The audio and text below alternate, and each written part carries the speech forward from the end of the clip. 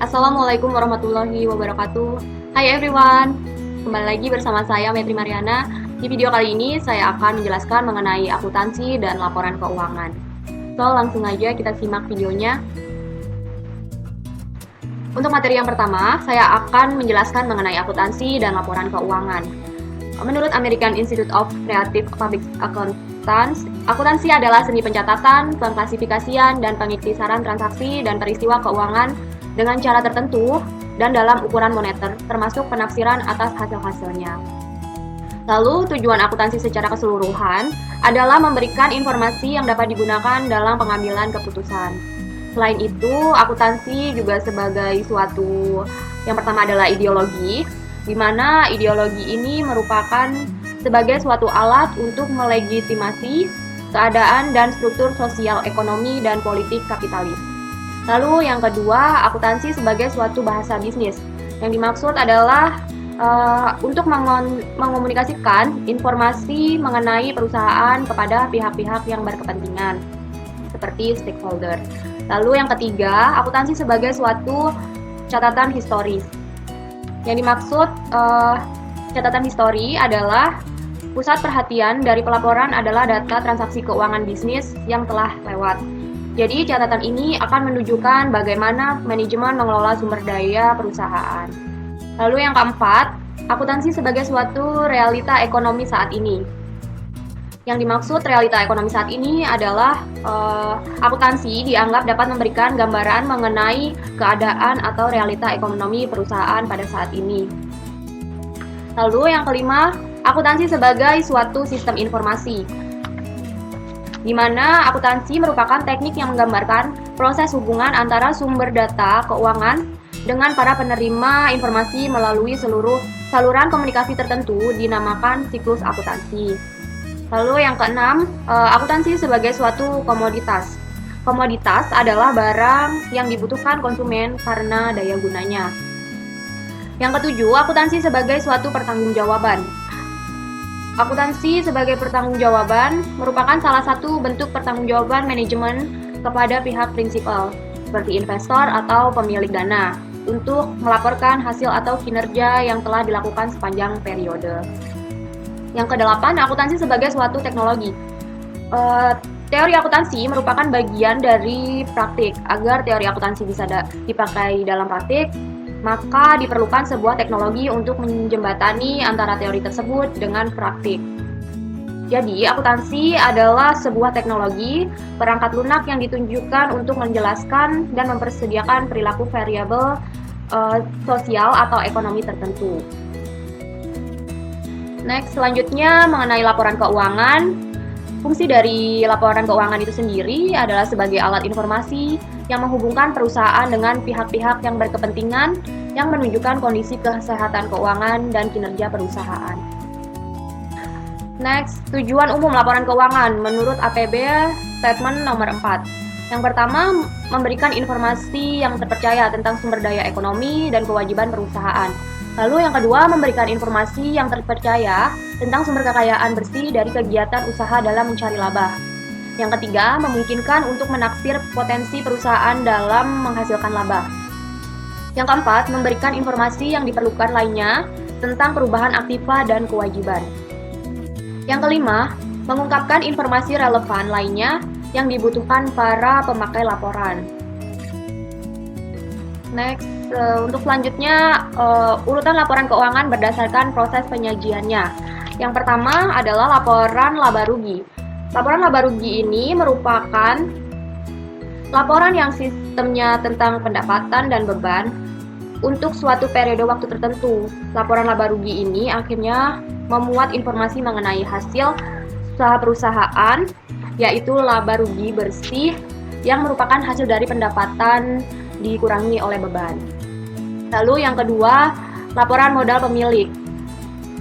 Laporan modal pemilik ini merupakan sebuah laporan yang menyajikan ikhtisar perubahan dalam modal pemilik suatu perusahaan untuk satu periode waktu tertentu.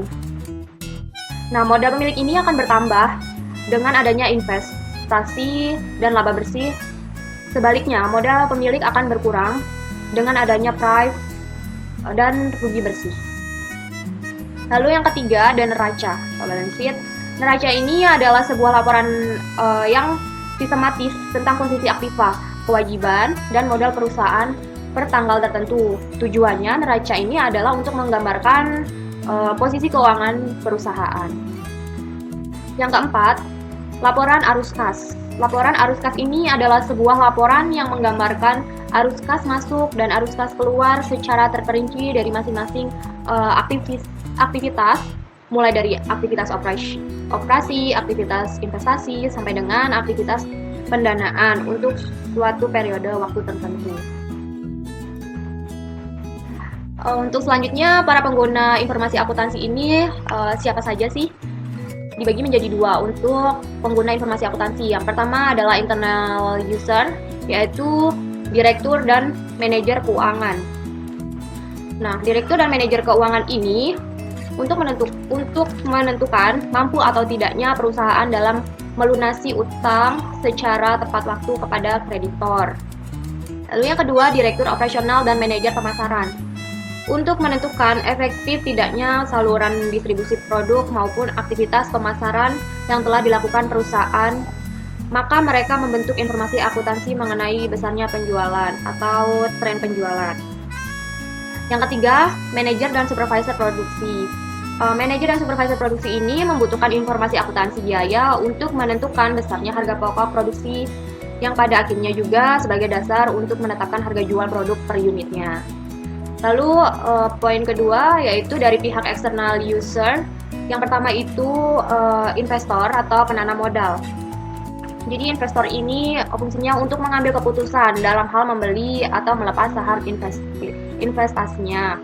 Yang kedua yaitu kreditor. Kreditor ini menggunakan informasi akuntansi debitur untuk mengevaluasi besarnya tingkat resiko dan pemberian kredit atau pinjaman uang.